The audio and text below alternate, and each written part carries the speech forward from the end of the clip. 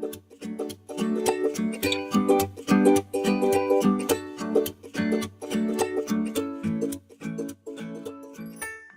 everyone. It's Bob Perkins bringing you another Monday morning Sales Minute from Inside Sales Studio.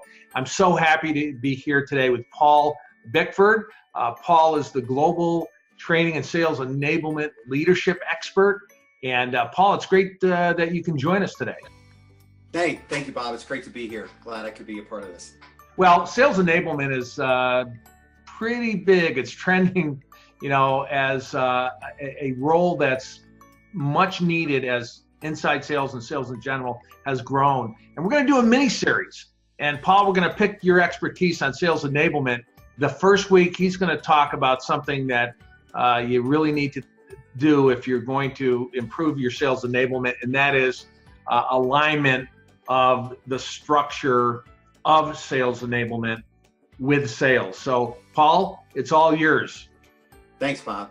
So, one of the things that's important, sometimes people focus on the tactical with sales enablement, which a lot of times is, the sales training and having the right sales tools, and those things are so important.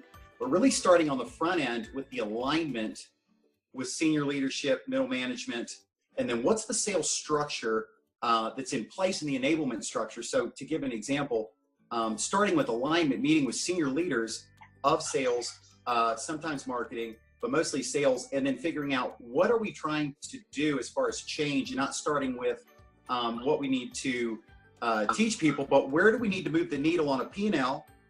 Because also those are our bookends. Where's the gap, between real and ideal? How are we going to measure success here? So then we say, okay, what do we need people doing and saying to move the needle? So we've got business objectives, performance objectives, then the learning objectives. So what do we need to teach them so that they do it? And Paul, do you see where sometimes leaders rush in, they go do new training, they put in a new technology before they've done that first part, what are the goals? Yes, and you got to have change management structure, and you also have to realize the other parts that are important, because Bob, if you don't have the right structure, if you don't have the right, so you can teach skills, but if you don't have the right people in the roles, then it's not going to be successful. You can't teach talent. You can teach the right content, but if you don't have the right processes and environment and leadership for success, you'll get a false negative that maybe the training was poor or what have you. So you really have to scale out everything that you're considering as far as making sure people are able to sell, that they're willing to sell, and then we can teach them how to sell.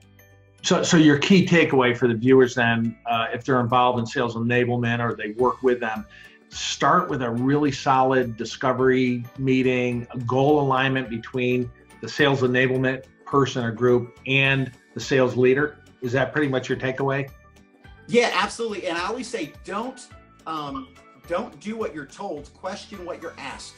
I like it. That's fantastic. Now, Paul, I didn't mention earlier, you're the president of the Denver chapter of the Sales Enablement Society, and you're also an officer in the Denver chapter of the AAISP. Let's kind of wind this session down with a couple of your thoughts on what are some of the trends you're seeing with sales enablement today. So one of the big trends is sales enablement really getting more of a strategic role, as sales enablement is supposed to oversee and be a part of the strategic discussions at the senior leadership level with all the different areas of focus that we have to have. And so Serious Decisions just presented at our international conference that 24% of sales enablement practitioners are right now reporting to the CEOs. Wow. So wow. Placement is important. Yeah. Who you report to have that strategic input and have a seat at the table, as they say. And I think the other piece is spending more time assessing the people that we're bringing in, and are they in the right spots? And there's some great tools that are out there to do that I take advantage of, and I work with the clients that I do business with. Well, that's great. Thanks for sharing some really good thoughts there. Now, next week, you're going to get a little bit more tactical. You're going to talk about how to drive behavior adoption, let's say after somebody's gone through some sales training. Right. We really look forward to next week as well, because I know a lot of leaders, they spend quite a bit of money and time in training, but sometimes it doesn't stick. Yeah, there's a secret sauce that we'll go through to talk about how to do that with some results. That's great. So everyone, thanks so much for watching this episode. Paul, thanks for joining us. We'll see you next week. Until next week, everyone, good selling and good leading. Bye-bye. Thanks, Bob.